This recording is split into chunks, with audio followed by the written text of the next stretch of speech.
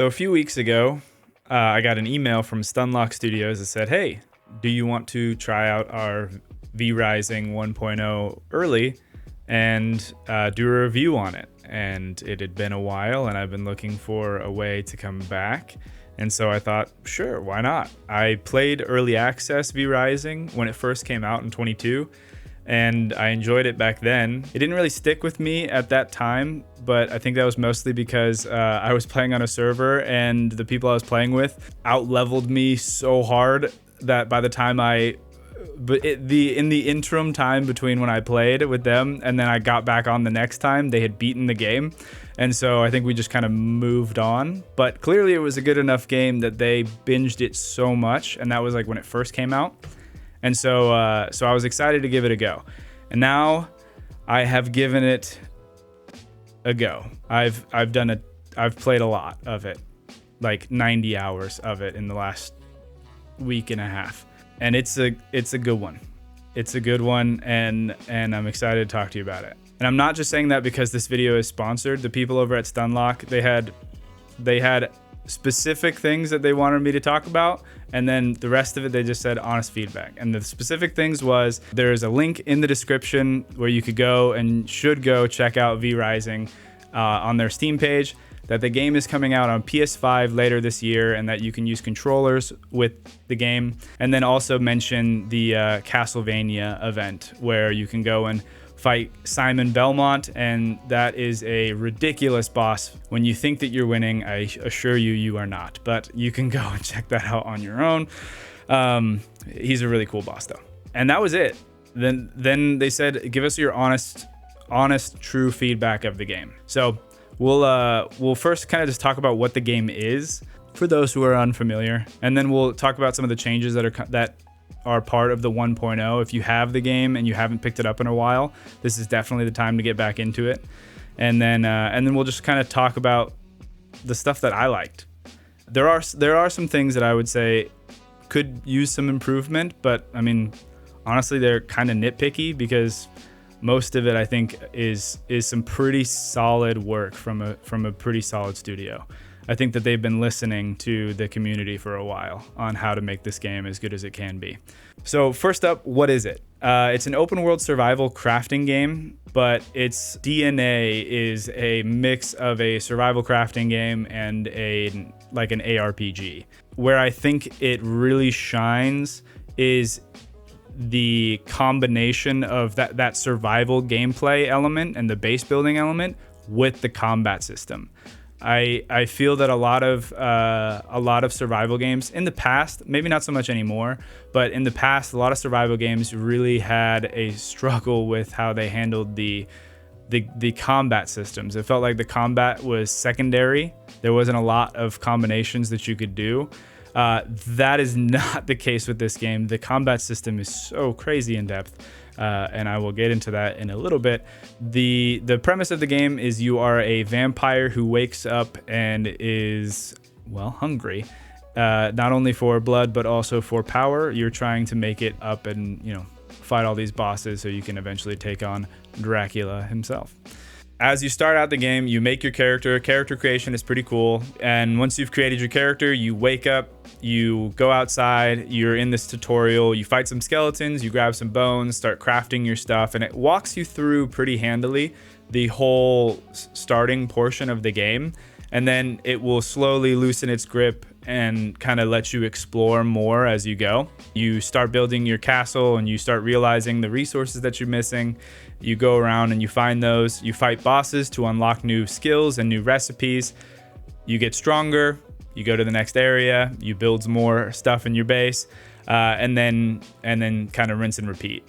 Next up, just talking about some of the updates. So if you do have the game, you have played it before, and you're wanting to know like what's new in this update, there's a new zone called the Ruins of Mortium. It's basically where Dracula lives in the region surrounding. There are these new enemies and this endgame system where they're called incursions. It's where these like Dracula cultists try to summon forth these otherworldly demon creatures Then you get these high-level endgame materials that you can use for just a myriad of different things. It's really nice when you go to the incursions higher level to go back and just fight hordes of these demons as a high-level character, because the game really, the combat, you get your butt kicked a lot. At least I did. And so going into a place where you're over leveled and you're able to fight just massive hordes of enemies with a really cool combat system does feel real nice. It builds the confidence to go get your butt kicked by another boss. They have new points of interest. They added caravans that you can find around the world, and in visual improvements. I didn't play a ton of early access, so I don't really have a ton to compare it to, but that is a point that they had mentioned on their website. They overhauled the magic system. This one I actually am familiar with. Previously, the way it worked is you would go and you would fight bosses, and that boss would give you a specific spell that you could use.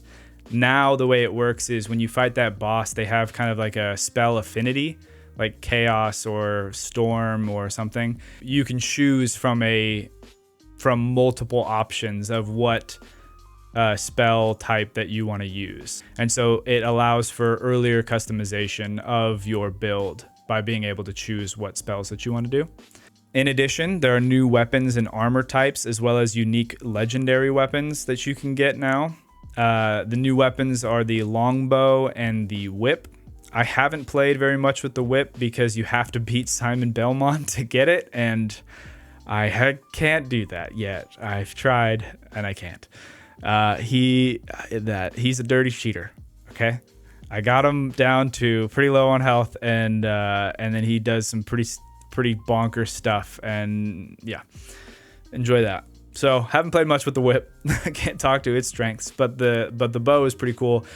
They also added the ability to upgrade your rare and epics. If you have a weapon that you like and it has the affinities that you want, then you don't have to get rid of it. You can just upgrade it by fusing it with higher tier weapons.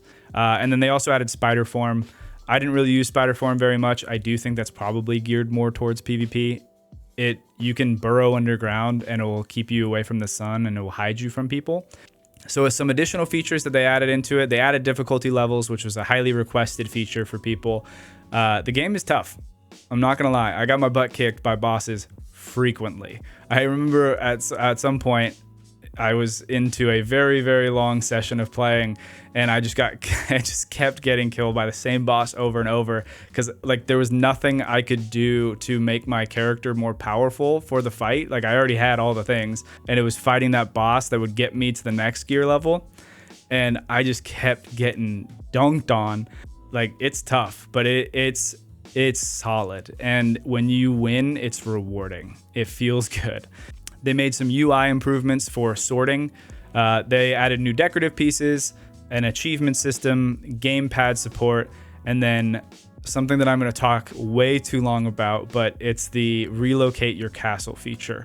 You can place down this alternative castle heart, and then you transfer all of your inventory items onto the new plot, and then it gives you the option: do you want to replace all of the actual like building materials, or would you rather us just collapse your castle and give it back to you in raw resources?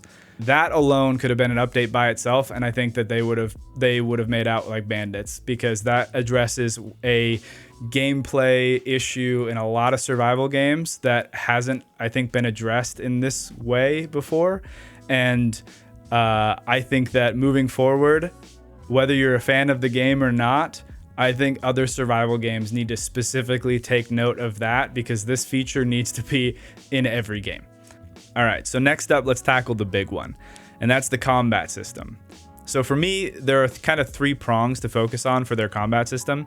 It's the weapons, it's the blood, and it's the magic. So the weapons in this game actually give you weapon abilities.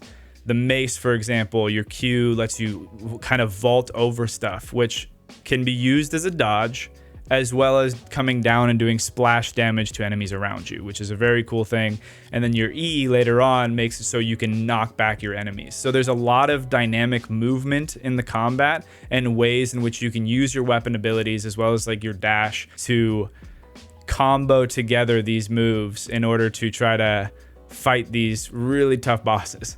Next up is the blood system. As a vampire, you go out and you can suck the blood of these creatures, and there are blood types. And depending on the quality of the blood, like, it gives you these passives that your character gets. Like for creature, for example, it'll increase your movement speed, it'll increase your health regeneration. And so being able to pair the weapon abilities with the types of blood that you have is a really solid way to do different kind of builds to lean into different classes. Like the scholar blood type will give you additional bonuses to your magic.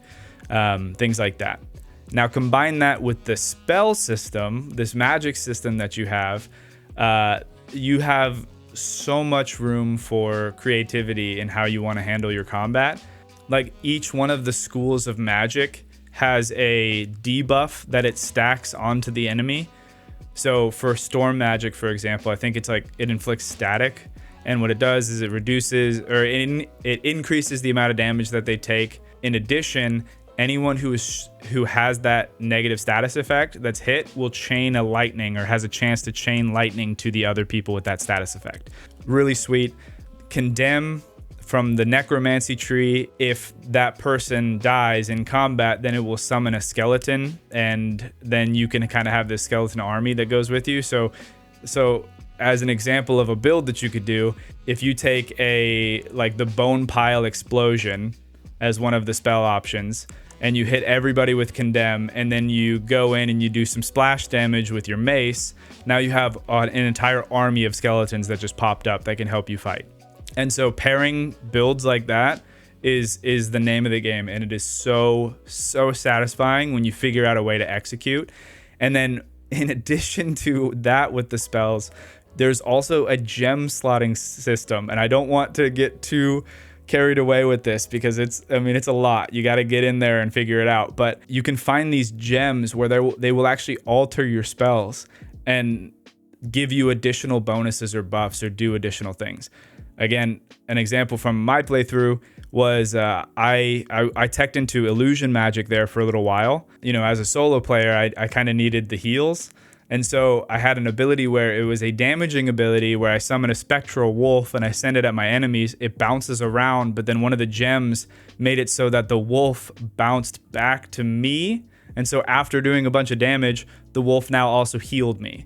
And so being able to turn my damaging spell into a healing spell as well because of the gems, very cool.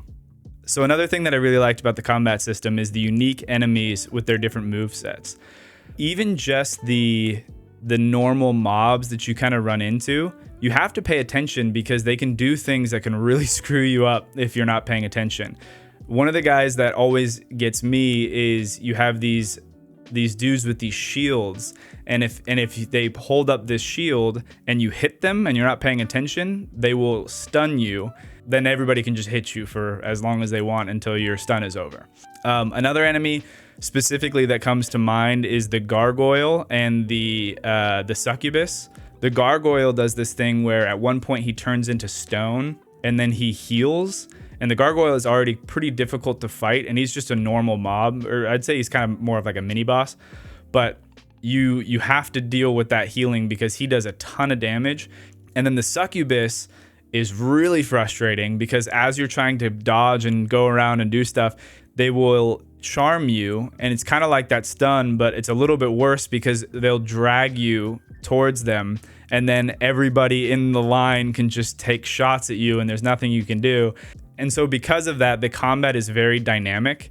Like, you need to use your dodges, you need to use your parries, you need to use there's one spell that I had that was like this, I think it was called like a lightning curtain. And so you throw down that lightning curtain, it'll do damage to the people that are in it, but it'll also block projectiles that are coming towards you. And that saved me in a lot of instances. The bosses all have very unique and specific fighting styles. And obviously, as you get further into the game, the bosses are harder and they have even more stuff that they can do. I don't really know how to say this. The bosses are hard. They're really cool, but they're really hard to fight. Some of them have these crazy debuffs that they add. Like, oh man, what was the guy's name? some doctor guy in Gloomrot, but man, he kicked my butt so often. And so I just over and over, I died and fought and died and fought. I even went online and looked up, like, how do you fight this freaking boss? And the answer was just be better. And so that was pretty frustrating. But it's really cool though. There were a lot of times when I was in those boss battles where I was used to fighting quickly and moving around and just kind of like casting my spells at these big old groups. When you're fighting those bosses, these like solo bosses, you really have to go in with a different mindset, and you have to pay attention and treat it more like Dark Souls and be patient and strike in the opportune times rather than trying to just go full Nova and just hoping that you can get through it. You really have to think on your feet. Okay, so I spent a ton of time talking about the combat. So next, let's talk about the other thing that I could talk all day on, which is base building. I love base building in pretty much every game that I play. One thing that I really, really liked about V Rising was the scale of everything, because you are playing this like force of nature that has been awoken. And so to have like this just grand mansion, castle, however you want to build it out, I think that the scale of the walls and the builds and everything else like that, I think works really, really well with the theming. And it's just a lot of fun from a decorative side. One of the other things that I really like about the building system is the way that they do their rooms and their floors, where your crafting stations and your refining stations get buffs if you have the unique floor for the alchemy or for the forge or for the workshop. Another point for the building system is that I really like that your base feels alive. You have NPCs that are walking around, like once they've come back from missions, and we'll get into that in a little bit. You have like monster spawners, refining systems. So you walk into one of your room and you visually, you see that the sawmills are going, you see that the forges are smelting. And so when you walk around your base, it feels alive, like there's things going on. And I can't express enough how nice that is to have a base where you feel like it's not just you alone, it's alive. Carpets and decoration. Carpets are really cool because not only do they add a layer of decoration and complexity to your base, but they also give you a movement buff throughout your castle. I think it gives you like a 15% movement speed increase when you're walking around on it. I have some more thoughts about that, and so when I get into critiques, I'll talk kind of more specifically on that, but I do think it's very cool. And then finally, the teleporters. Later on in the game, you get these kind of little circle teleporters. And I think that this is phenomenal, especially, again, going with the scaling. Your bases get pretty big. And with all the refining and with all the stuff that you're doing, and especially if you're playing PvP where you're trying to set up a castle that also can't be raided, being able to get around your castle with these teleporters and stuff is really, really solid. And then again, the ability to relocate your castle. It is a phenomenal system because transferring just an entire multiplayer castle's worth of inventory to a new spot would be a nightmare. And so being able to do that so easily is so nice. I also thought that the regions were really well thought out and really well done. The regions themselves actually have additional threats too. Farbane Woods is the starter area, so it's relatively chill, and you have lots of trees, so even during the day you can get shade. As you go up into the Dunley farmlands, there's a little bit less shade. Like you can get caught out in the sun, and that is that will kill you so quickly. But in addition to that, there are fields that you have to get cotton from, but they protect their fields with garlic. Silver, carrying silver. Later on, you need to make dark silver, and so just carrying silver is difficult. There is a marsh that has this fog. There are churches that you have to go and fight bosses in, and if you enter into hollowed ground, again going back to the idea of that like vampire theming, that is consistent damage that you're taking debuff wise, unless you have something that can combat that. And so it's not just the fighting, but it's the terms of your fight as well that add to that combat system and why I think it's so cool. Next up, the NPC system. I like the NPCs. You can see them walking around your base. It's nice that you can have resources being gathered even when you're not on playing yourself. In addition to your thrall, like your servants, you also can take people prisoner.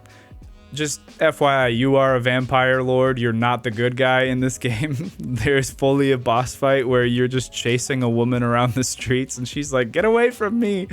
But you need to learn the loom. So yeah, you have these prisons and you take prisoners and then you can extract those blood types, which give you those passive bonuses. So for example, if you find somebody with like a 100% blood type, that is one, very rare, and two, very powerful. So being able to capture those and then have that on deck for your fights is really, really solid. I really like the cosmetic helmets and capes. For me, it goes back to my Halo days. I liked that there was in-game ways in which you could earn cosmetics instead of just paying money for them. Well, I guess you do kind of pay for them because you go to merchants. I guess a good example of that would be when I finally beat Tristan, I got his hat.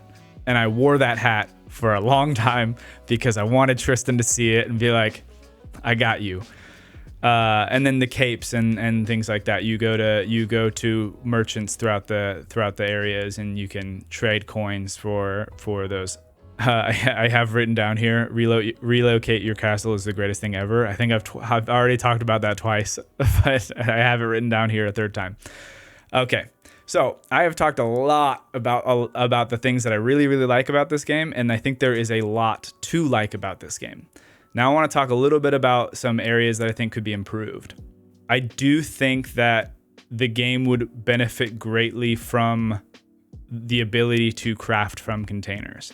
I can't tell you how many times I would be in my base and I'd be like, okay, yeah, what is, so I need to get gem dust, I need to get fine leather, I need to get these things. Those things are in different areas of the base. Like the gems are in the jewel crafter, the leathers are in the tailor's area. And I would entirely forget what it is that I needed. And so I'd have to go back, look at the recipe, and then go and find it again. I think another way that might be easier for a dev team would be to be able to kind of like pin the recipe that you're looking for. And then now on the side, it says like, you're trying to build this. And then it will just have like you have 8 out of 15 of the things required to build this in your inventory currently. I think that would be really helpful. Personal preference here, I mean, I think all of these are, but personal preference, I think summoning the horse takes a little too long. I can understand for PvP reasons why summoning a horse would want to be delayed, because as soon as somebody gets on a horse, they can get away faster than somebody can catch up to them. So if they like steal or whatever. But if you get hit even once, you get launched off your horse and you're dazed. And so I think that is already a debuff enough from a combat perspective, and I feel like there are enough ranged spells to warrant the reducing of the time that it takes to summon your horse. I said I would circle back to the carpets thing, and so that's this point, which is I think that you should have a baseline movement speed on your castle floor. Being able to get around your base is pretty important, and I think that there are ways to do that, obviously with the teleporters, but I still think that baseline move buff on your castle floors, and then you can add an additional movement speed buff with the carpets as well. Next up, stairs are kind of weird to manage in the base building, and I think I understand why it had to be this way. Well, part of it. I understand the need for there to be a connection to the floor, because if we're talking PvP, if everybody, the meta would be to just build a floating floor, and that would be how you keep out invaders. So obviously the hard lock on you have to have your second story connected to your first story 100% makes sense. Where it gets frustrating is that you have to have a second staircase before you can get rid of that first staircase that you placed. Like if you placed it in a way and you were just trying it out and you didn't like it, and you need to delete it, you have to place a separate staircase somewhere else and then delete it. And then now you have to deal with that other staircase. And if you're working in a tight area and placing that other staircase doesn't make a ton of sense, now you're kind of like, how do I put these two things together? And in order to delete a staircase, you have to delete every single thing that is touching it. So if there are walls next to it, you have to delete all of the walls, all of the columns, all of the walls above it, because it kind of counts as a floor for the second floor as well. I don't know what the solution is there, but I will just say I think that that is one area that could be improved. Just placing and then getting rid of stairs, maybe a little bit easier. Last part I'll talk about is just some tips and tricks from the hours and hours and hours that I played. When you're trying to do multi-level construction, keep in mind your stairs and your floating floors. You cannot have floating floors. Make sure you have that staircase. And maybe if you're trying to build like a big old castle with a see-through floor, or put a placeholder stair down as like, this will be kind of like the pillar that will hold it for a second, and then start trying to figure out where you want to put your other stairs. So that way, if you need to delete it and try it in a different spot, you can without getting any weirdness. Another tip is when you're building in a big plot, if you're going to be clearing out a huge space, you can grab your mist brazier and just bring it with you. And then you don't have to build 1,000 mist braziers. You can just kind of have it inch along as you're going through the area. Again, another building one. You can tell where my priorities lie. Building vertically can help you traverse your castle because you can jump over ledges. Having stuff stacked on top of each other, you can just jump into the room. And I have an example of that in the game where I had my crypt on the top floor and then I had my throne room underneath, and I could jump from my crypt to my throne room. And that was always very cinematic and very fun. So the next tip is about NPCs. The higher level the blood quality is, the more efficient that soldier or that thrall will be on missions, and they will have higher yields. Continuing with the thought on the NPCs is log on, even if you're not going to play for like the full day, log on, send out your NPCs. It will help you so much with that resource gathering. Finally, I have here, you don't have to just use exclusively one magic type. You can mix and match them to get a build and a play style that works for you, which again talks to the level of complexity of the combat system. So pay attention to the passives and how they can stack. Another good example is the illusion magic. They give you can proc a passive that's called Phantasm, which reduces the cooldown rate of certain spells. So one of the builds I'm going to try in the future is pairing Phantasm with the Condemn feature. And then occasionally with Phantasm, you can get a free cast, which means that there's no cooldown. And so now I can like spam my Condemn spells and then get a bunch more skeletons. Lots of skelly boys. So anyway, that's it for me. I expect this game to do pretty well. It was a blast to play. And I think in the future, I want to try my hand on PvP. I'm not the best at that. I definitely lean towards building, but it's a fun game. It's a great crossover between survival game and like ARPG, and it's multiplayer. And so for those reasons, I give it 2 thumbs up for sure. Yeah. Thanks for stopping by, and we'll catch you in the next one.